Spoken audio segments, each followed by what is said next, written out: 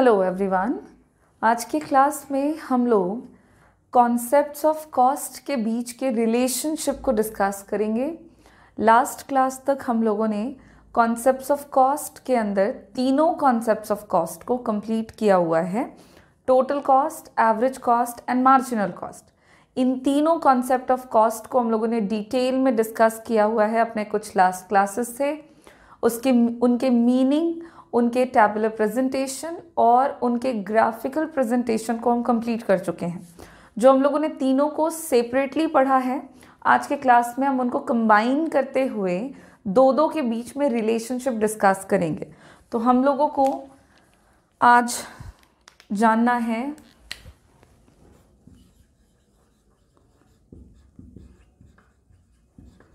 Relationship between total cost, average cost and marginal cost. तो इन तीनों के बीच के रिलेशनशिप को हम डिस्कस करने वाले हैं, और क्योंकि तीन है तो एक साथ तीनों नहीं देखेंगे, दो करके बात करेंगे। और इसमें हम लोग सबसे पहले बात कर लेंगे relationship between total cost and marginal cost.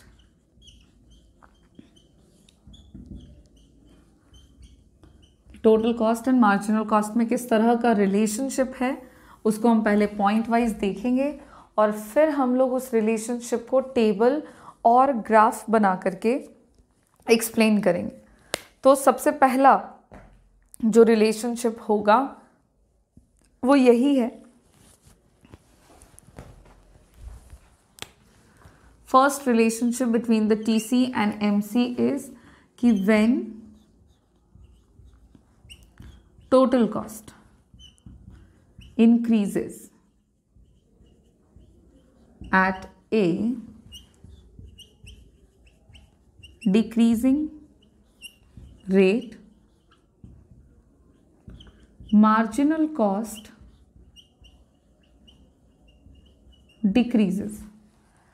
ध्यान देंगे, फर्स्ट रिलेशनशिप है कि अगर टोटल कॉस्ट इंक्रीज करता है, कहते हैं कि अगर टोटल कॉस्ट बढ़ेगा, जैसे जैसे आउटपुट प्रोड्यूस्ड हम बढ़ाते जाएंगे, और अगर इसके बढ़ने का रेट डिक्रीजिंग होगा, डिक्रीजिंग रेट से बढ़ेगा अगर ये, तो कहता है कि मार्जिनल कॉस्ट जो होगा वो डिक्रीज करेगा।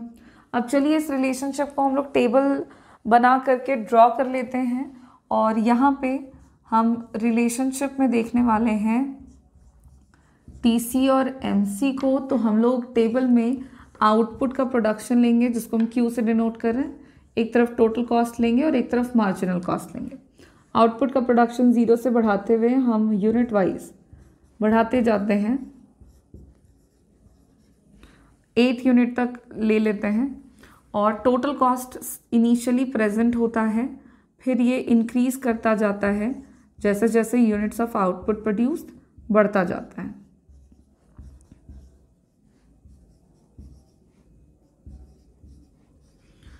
और टोटल कॉस्ट की मदद से हम मार्जिनल कॉस्ट निकाल लेंगे। इनिशियली कुछ नहीं होगा, देन 10, 8, 6, 4, 4, 6, 8 और 10। किस तरह से हमने मार्जिनल कॉस्ट निकाला है, टोटल कॉस्ट के वैल्यूज़ हमने लिए हैं, ये सब हम लोगों ने लास्ट क्लासेस में अपने डिस्कस किए हुए हैं डिटेल में, इसलिए यहाँ पे मैं रिपीट नहीं करूँगी क्योंकि हम लोग ये इंडिविजुअली पढ़ चुके हैं। तो यहाँ पे रिलेशनशिप में आप देख सकते हो कि पहला रिलेशनशिप कह रहा है कि अगर टोटल कॉस्ट बढ़ेगा और बढ़ने का रेट डिक्रीजिंग होगा, तो कह रहा है मार्जिनल कॉस्ट जो है वो घटेगा। अब आप देखोगे इस टेबल में जब 0 से लेकर के 4 यूनिट तक हमने यूनिट वाइज आउटपुट के प्रोडक्शन को बढ़ाया, तो 0 से लेकर 4 यूनिट तक हम देख रहे हैं कि हमारा टोटल कॉस्ट जो है वो इंक्रीज कर रहा है। तो यह भाई पहली बात तो सेटिस्फाई कि टोटल कॉस्ट इंक्रीज करता है। फिर कहता है कि अगर उसके इंक्रीज होने का रेट डिक्रीजिंग होगा, तो अगर हम डिक्रीजिंग रेट से बढ़ रहा है टीसी कि इंक्रीजिंग रेट से बढ़ रहा है या कांस्टेंट रेट से बढ़ रहा है, इस रिलेशनशिप को या इस बात को जानने के लिए हमने क्या करना होगा, तो टोटल कॉस्ट के बीच के डिफरेंसेस को निकालना होगा। यानी कि 10 से 20 के बीच का अंतर देखें तो 10 है, ओके। 20 से 28 के बीच का डिफरेंस देखें तो 8 है। 28 से 34 के बीच का अंतर हमने जब निकाला तो 6 आता है, और 34 से 38 के बीच का डिफरेंस हमारा 4 आता है। तो 0 से लेकर 4 यूनिट तक हम देख रहे हैं कि हमारा टोटल कॉस्ट इंक्रीज तो कर रहा है, लेकिन जब हमने उनके बीच का डिफरेंस निकाला तो अंतर हमें घटता हुआ मिला। पहले 10, फिर 8, 6, 4। अंतर घट रहा है का मतलब है कि टोटल कॉस्ट बढ़ रहा है, और बढ़ने का रेट कैसा है तो डिक्रीजिंग है। इसी को कहते हैं कि टोटल कॉस्ट डिक्रीजिंग रेट से बढ़ रहा है। और रिलेशनशिप कह रहा है कि अगर टोटल कॉस्ट बढ़ेगा डिक्रीजिंग ऑर्डर में तो मार्जिनल कॉस्ट घटेगा। ज़रा हम मार्जिनल कॉस्ट की तरफ देखें 0 से लेकर 4 यूनिट तक, तो हमें मार्जिनल कॉस्ट का वैल्यू डिक्रीज करता हुआ मिल रहा है। So the first relationship between the TC and MC is proved with the help of this table, जहाँ पे हम देख पा रहे हैं कि टोटल कॉस्ट इनिशियली बढ़ता है डिक्रीजिंग ऑर्डर में, और मार्जिनल कॉस्ट क्या होता है डिक्रीज करता है। सेम रिलेशनशिप को हम लोग ग्राफिकली भी समझ सकते हैं, और ग्राफ में हम यहाँ पर total cost and marginal cost को एक साथ अगर बना दें तो हमारा कुछ इस तरह का रिलेशनशिप बनेगा। और डबल ग्राफ बनाते हुए हम इस रिलेशनशिप को समझेंगे, क्योंकि शेप जो है वो दोनों कर्व के अलग अलग हैं। एक साथ बना लेंगे तो वो एक दूसरे को इंटरसेक्ट कर सकते हैं, जो कि देखने में थोड़ा गड़बड़ लगेगा। इसलिए हम इसको डबल ग्राफ में बनाकर ऊपर में टोटल कॉस्ट और नीचे आउटपुट ले लेते हैं एक्स एक्सिस पर, और नीचे के ग्राफ में एक्स एक्सिस पर हम आउटपुट ही रखेंगे और वाई एक्सिस पे मार्जिनल कॉस्ट ले लेते हैं। हम यहाँ पे रैंडमली टोटल कॉस्ट का कर्व बनाएंगे। टोटल कॉस्ट का जो शेप है आप याद करोगे, टोटल कॉस्ट का शेप हमारा इन्वर्स एस का होता है। इन्वर्स एस शेप का होता है हमारा टोटल कॉस्ट का कर्व। और मार्जिनल कॉस्ट का कर्व हमने अपने लास्ट क्लास में डिस्कस किया है कि ये यू शेप का होता है, कुछ इस तरह से। तो यहाँ पे हम देख पाएंगे कि टोटल कॉस्ट हमारा इंक्रीज कर रहा है, अपवर्ड राइजिंग है मतलब इंक्रीज कर रहा है, इंक्रीजेस, और इसका शेप हल्का सा कॉन्केव है टुवर्ड्स एक्स एक्सिस। इसका मतलब है कि ये डिक्रीजिंग रेट से इंक्रीज कर रहा है। ग्राफिकली यही बात होती है कर्व के शेप की। और जब टोटल कॉस्ट इंक्रीज कर रहा है डिक्रीजिंग ऑर्डर में, तो आप देखोगे मार्जिनल कॉस्ट का जो कर्व है वो डाउनवर्ड स्लोपिंग है। इसका मतलब है कि मार्जिनल कॉस्ट डिक्रीज कर रहा है। So the first relationship between the TC and MC is proved with the help of a table and a diagram कि whenever total cost increases at a decreasing rate, marginal cost decreases. Second relationship कह रहा है कि अगर total cost, when total cost increases at a constant rate, अगर total cost बढ़ेगा और बढ़ने का जो rate है वो constant होगा, तो मार्जिनल कॉस्ट आपका क्या हो जाएगा, रिमेन्स कांस्टेंट हो जाएगा। सेकेंड रिलेशनशिप भी सिंपल है कि कह रहा है अगर टोटल कॉस्ट बढ़ता है कांस्टेंट रेट से तो मार्जिनल कॉस्ट क्या होगा, कांस्टेंट होगा। इस रिलेशनशिप को हम लोग यहाँ पर टैबुलर फॉर्म में पहले देखेंगे और फिर हम लोग ग्राफिकली देखें तो आप देखोगे 3 से लेकर 5 यूनिट तक, 3 से लेकर के 5 यूनिट तक हमने जैसे जैसे यूनिट्स ऑफ आउटपुट का प्रोडक्शन बढ़ाया तो 3 से लेकर 5 यूनिट तक हमें हमारा टोटल कॉस्ट इंक्रीज होता हुआ नज़र आ रहा है। 34, 38, 42 ये बढ़ रहा है। इसके बीच का हम डिफरेंस निकालेंगे तो 34 से 38 4, 38 से 42 4। अब अंतर जब हमने देखा तो ये अंतर कांस्टेंट है। इसका मतलब है कि टोटल कॉस्ट बढ़ रहा है और बढ़ने का रेट कैसा है, कांस्टेंट है। और रिलेशनशिप कहता है कि जब ऐसा होगा तो मार्जिनल कॉस्ट कांस्टेंट हो जाएगा। और हम देख पा रहे हैं अपने मार्जिनल कॉस्ट को कि वो 4 पर कांस्टेंट हो गया है।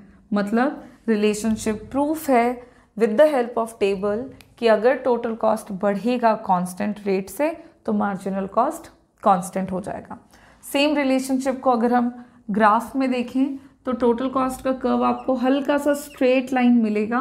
बीच में आपने अपनी कॉपी में जब इसको बनाया होगा नोट्स को, तब आपने देखा होगा कि टोटल कॉस्ट का कर्व यहाँ पे स्ट्रेट लाइन है, straight line upward rising. Upward rising मतलब इंक्रीज कर रहा है, और स्ट्रेट लाइन का मतलब हो गया कि ये कांस्टेंट रेट से इंक्रीज कर रहा है।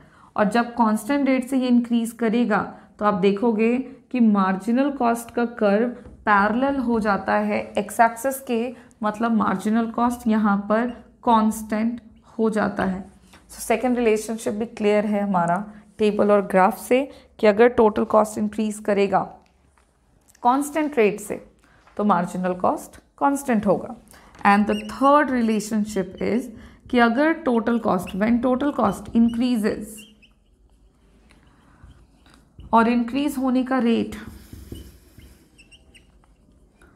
अगर इंक्रीजिंग होगा, increases eight an increasing rate, तो मार्जिनल कॉस्ट आपका क्या होगा, इंक्रीज करेगा।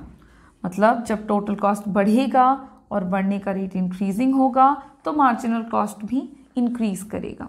सेम रिलेशनशिप को हम अपने टेबल में देखें तो 5 से 6, 7, 8 यूनिट वाइज आउटपुट का प्रोडक्शन बढ़ गया। अब जब आउटपुट का प्रोडक्शन बढ़ा तब टोटल कॉस्ट को हमने देखा तो ये भी हमको बढ़ता हुआ नज़र आ रहा है, 42, 48, 56, देन 66। डिफरेंस जब हमने निकाला तो 42 से 48 के बीच का अंतर है 6, 48 और 56 के बीच का अंतर है 8, 56 और 66 के बीच का अंतर है 10। अंतर जब हमने देखा तो ये हमें इंक्रीजिंग ऑर्डर में मिला, मतलब टोटल कॉस्ट बढ़ रहा है और बढ़ने का रेट कैसा है, इंक्रीजिंग है। और वहीं पर जब हमने अपने मार्जिनल कॉस्ट को देखा तो ये भी हमें इंक्रीज होता हुआ नज़र आ रहा है। So the third relationship between the TC and MC is again proved with the help of table कि जब टोटल कॉस्ट बढ़ेगा इंक्रीजिंग रेट से तो मार्जिनल कॉस्ट क्या होगा, इंक्रीज करेगा। और सेम रिलेशनशिप को जब हम लोग अपने डायग्राम में देखते हैं तो हम देख पा रहे हैं कि टोटल कॉस्ट का कर्व अभी भी हमारा अपवर्ड राइजिंग है, मतलब टोटल कॉस्ट बढ़ रहा है। और अब इसका शेप हल्का सा कॉन्वेक्स टुवर्ड्स एक्स एक्सिस है, मतलब इसके बढ़ने का रेट कैसा है, इंक्रीजिंग है। और फिर आप देख पाओगे कि तभी आपका मार्जिनल कॉस्ट का कर्व अपवर्ड राइजिंग हो रहा है। अपवर्ड राइजिंग का मतलब है कि मार्जिनल कॉस्ट इंक्रीज कर रहा है। सो नेक्स्ट रिलेशनशिप भी हमारा प्रूव्ड होता है with the help of table and a diagram कि जब भी टोटल कॉस्ट इंक्रीज करेगा इंक्रीजिंग ऑर्डर में तो मार्जिनल कॉस्ट जो होगा वो इंक्रीज करेगा। और बिल्कुल इसी तरह से आपको ये 3 पॉइंट्स में रिलेशनशिप याद रखने हैं between the total cost and marginal cost. और यहीं पे मैं आपको एक चीज़ और बता दूं कि अगर हम टोटल कॉस्ट और एवरेज कॉस्ट के बीच का रिलेशनशिप जानना चाह रहे हैं तब भी सेम पॉइंट्स होंगे, ठीक है, कि टोटल कॉस्ट अगर इंक्रीज करेगा डिक्रीजिंग रेट से तो एवरेज कॉस्ट घटेगा। फिर अगर टोटल कॉस्ट इंक्रीज करेगा कांस्टेंट रेट से तो एवरेज कॉस्ट कांस्टेंट होगा। और अगर टोटल कॉस्ट इंक्रीज करेगा इंक्रीजिंग ऑर्डर में तो एवरेज कॉस्ट इंक्रीज करेगा। तो सेम रिलेशनशिप है टोटल और एवरेज के बीच में भी। और इस तरह से 3 पॉइंट्स में जो रिलेशनशिप है between the total and average and marginal cost, दोनों अलग अलग हैं बट स्टिल जो पॉइंट्स हैं रिलेशनशिप को बताने वाले वो सिमिलर हैं और आपको इन सारे पॉइंट्स को याद रखने हैं। ऑब्जेक्टिव टाइप में जो क्वेश्चंस हमसे पूछे जा रहे हैं या जो पूछे जाते हैं वो मोस्टली हमारे इस तरह के कॉन्सेप्ट्स के बीच के रिलेशनशिप पे बेस्ड होते हैं। तो इन रिलेशनशिप को आपको अच्छे से याद रखना है और समझ के याद रखना है। तो टोटल कॉस्ट और मार्जिनल कॉस्ट के बीच के रिलेशनशिप को हम लोगों ने डिस्कस कर लिया। टोटल और एवरेज का रिलेशनशिप भी मैंने आपको शॉर्ट में बता दिया है। और नेक्स्ट रिलेशनशिप में हम डिस्कस करेंगे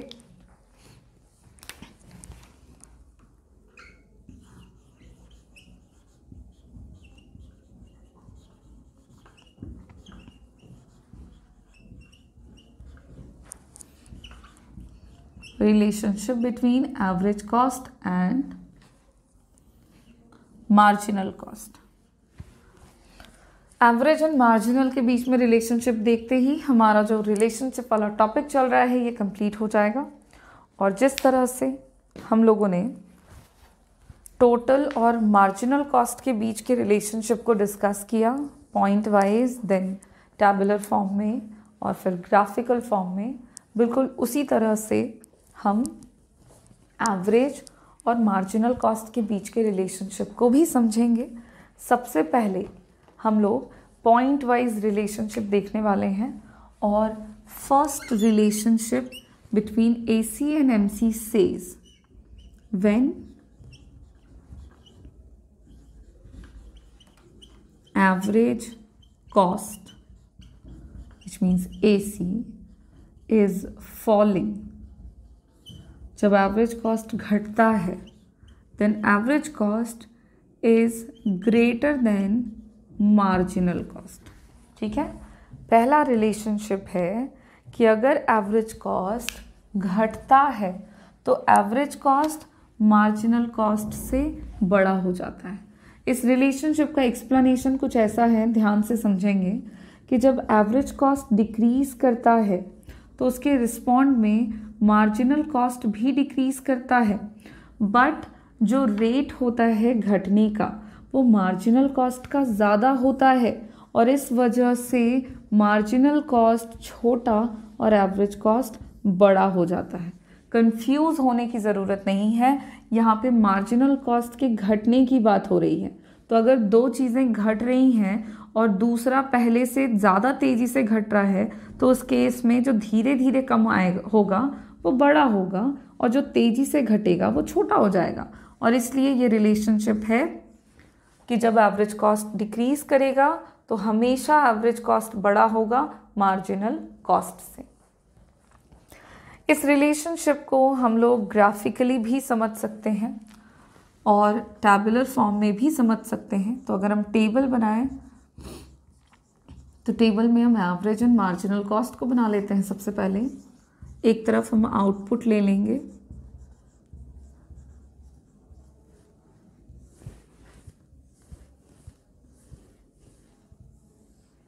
आउटपुट का जो प्रोडक्शन है वो हम 0 से बढ़ाते हुए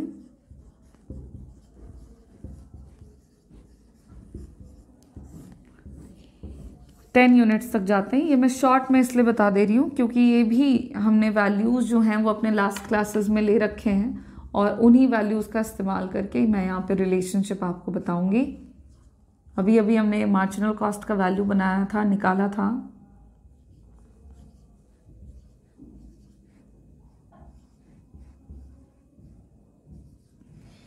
और एवरेज कॉस्ट का इनिशियल वैल्यू था हमारा इन्फिनिटी, then 20, 14, 11.3, 9.5, 8.4, 7.9,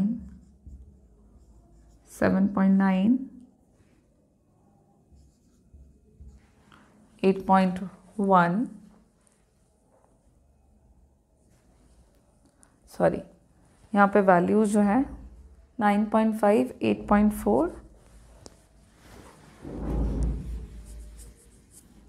के बाद 8, then 8, आफ्टर दैट 8.1 और फिर था हमारा वैल्यू 8.1 या 8.2, then 9 और फिर 10। तो वैल्यू जो है वो हमारे कुछ इस तरह के थे कि इनिशियली हमारा जो कॉस्ट है एवरेज कॉस्ट वो घट रहा था और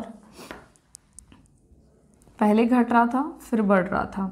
मार्जिनल कॉस्ट को भी हमने निकाला था तो पहले घट रहा था और फिर वो बढ़ता हुआ मिला। अब हमारा पहला रिलेशनशिप जो है वो कह रहा है कि अगर एवरेज कॉस्ट घटेगा तो एवरेज कॉस्ट मार्जिनल कॉस्ट से बड़ा होगा। आप देख सकते हो 0 से लेकर के 5 यूनिट तक आप देखो, जैसे जैसे यूनिट वाइज आउटपुट का प्रोडक्शन बढ़ा इनिशियली एवरेज कॉस्ट घट रहा है। ठीक है, एवरेज कॉस्ट आपको घटता हुआ मिलेगा। एवरेज कॉस्ट यहाँ पर हमारा घट रहा है 20, 14, 11.3, 9.5 घट रहा है। मार्जिनल कॉस्ट के बारे में मैंने बताया कि जब AC घटता है तब MC भी घटता है। 0 से लेकर के 5 यूनिट तक हम अपने मार्जिनल कॉस्ट को देखेंगे तो ये भी घटता हुआ मिलेगा। अब जब हम दोनों को कंपेयर करते हैं तो यहाँ पे मार्जिनल कॉस्ट के कंपैरिजन में एवरेज कॉस्ट का जो वैल्यू है वो बड़ा है, तो यहाँ पे एवरेज कॉस्ट बड़ा दिख रहा है as compare to marginal cost. तो पहला रिलेशनशिप सिंपल है, देख के समझ में आ जा रहा है कि जब AC घटता है तो एवरेज कॉस्ट मार्जिनल कॉस्ट से बड़ा होता है। सेम रिलेशनशिप को अगर हम ग्राफिकली समझना चाहें और जब हम ग्राफ बनाते हैं, कर्व बनाते हैं AC और MC का, तो दोनों के कर्व को एक साथ ड्रॉ करने पर आपको कुछ इस तरह का शेप मिलेगा। अगर आपने x एक्सिस पर आउटपुट, y एक्सिस पर AC और MC लिया है, जब आप दोनों के कर्व को एक साथ बनाओगे तो आप याद करो एवरेज कॉस्ट का कर्व U शेप का होता है और मार्जिनल कॉस्ट का जो कर्व है वो भी U शेप का ही होता है, बट एक साथ बनाने पर कर्व कुछ इस तरह का शेप ले लेता है। दोनों के बीच में रिलेशन कुछ ऐसा होता है कि दोनों U शेप बनाते हैं और AC को एक पॉइंट पर MC कट करता है। This is also a relationship, उसको हम लोग अभी आगे देखने वाले हैं। फिलहाल पहले रिलेशनशिप पे चलेंगे और पहला रिलेशनशिप कह रहा था कि जब AC घटेगा, डाउनवर्ड स्लोपिंग आता हुआ कर्व, मतलब एवरेज कॉस्ट यहाँ पर घट रहा है। तो रिलेशनशिप में मैंने बताया कि जब AC घटेगा तो MC भी घटेगा। आप देखोगे मार्जिनल कॉस्ट का जो कर्व है वो भी घट रहा है, दोनों के दोनों घट रहे हैं, लेकिन यहाँ पर एवरेज कॉस्ट का कर्व मार्जिनल कॉस्ट के कर्व के ऊपर है। ऊपर है का मतलब है कि यहाँ पे एवरेज कॉस्ट ग्रेटर देन है किससे? मार्जिनल कॉस्ट से। So this is the first relationship between the AC and MC which is proved with the help of table and a diagram, that is whenever average cost decreases, average cost becomes greater than marginal cost. Now move on to the next relationship between the average and marginal cost is second relationship says when average cost जब AC reach करेगा, reaches its minimum point, minimum, then average cost becomes equal to marginal cost. Relationship कहता है कि अगर average cost अपने minimum point को पहुंचेगा तो एवरेज कॉस्ट मार्जिनल कॉस्ट के बराबर हो जाएगा।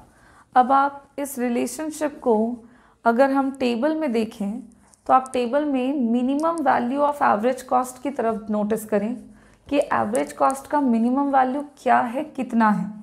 तो जब हमने देखा तो एवरेज कॉस्ट का through out the table minimum value 8 है, जो कि दो जगह पर है, 6 यूनिट पर भी और 7th यूनिट पर भी। नाउ द क्वेश्चन इज कि कहाँ पे एवरेज कॉस्ट मिनिमम है।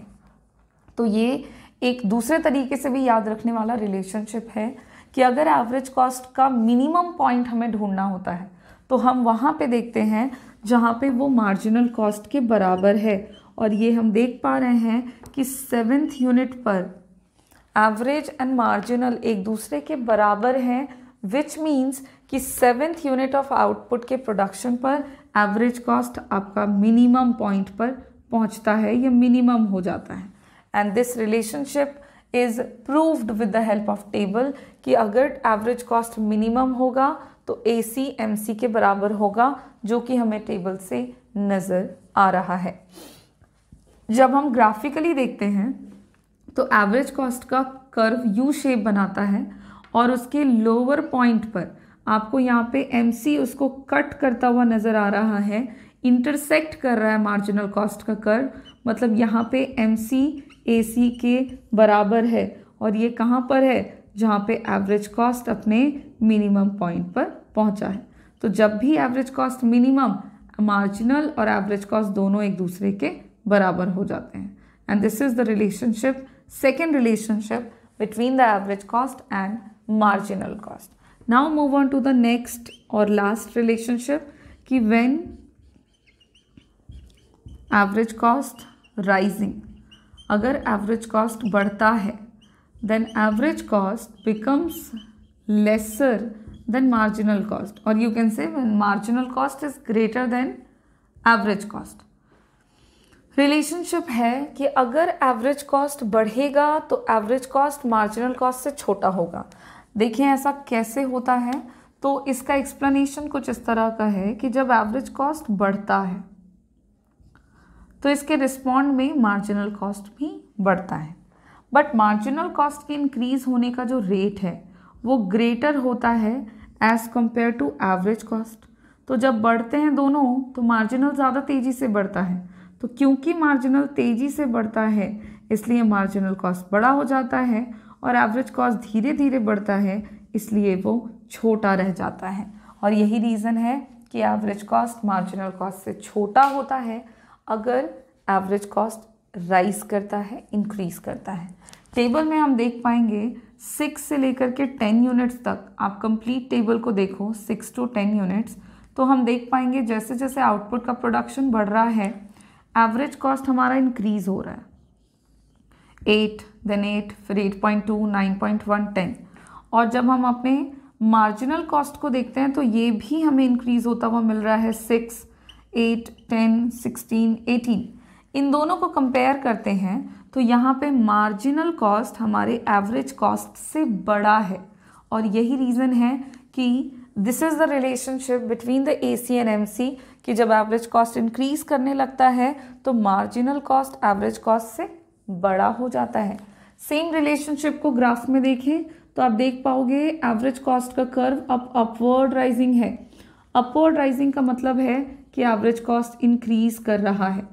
जब एवरेज कॉस्ट इंक्रीज करेगा तो आप देख पाओगे मार्जिनल कॉस्ट का कर्व भी अपवर्ड राइजिंग हो गया है, मतलब ये भी इंक्रीज कर रहा है। बट यहाँ पे आप नोटिस करें तो मार्जिनल का जो कर्व है वो एवरेज के कर्व के ऊपर है, मतलब इस केस में एवरेज कॉस्ट लेस देन है मार्जिनल कॉस्ट से, या यूं कहो कि मार्जिनल कॉस्ट एवरेज कॉस्ट से बड़ा है। And this is the final third relationship between the AC and MC, which is proved with the help of a graph and a table too, कि whenever average cost increases, average cost is less than marginal cost और marginal cost is greater than average cost। और ये 3 points में relationship हम लोगों ने complete किया है, discuss कर लिया है between the AC and MC।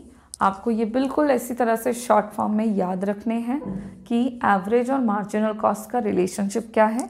सिर्फ यही नहीं, टोटल और एवरेज का रिलेशनशिप भी आप याद रखोगे, एंड टोटल एंड मार्जिनल का भी रिलेशनशिप आपको इसी तरह से पॉइंट वाइज याद रखना है।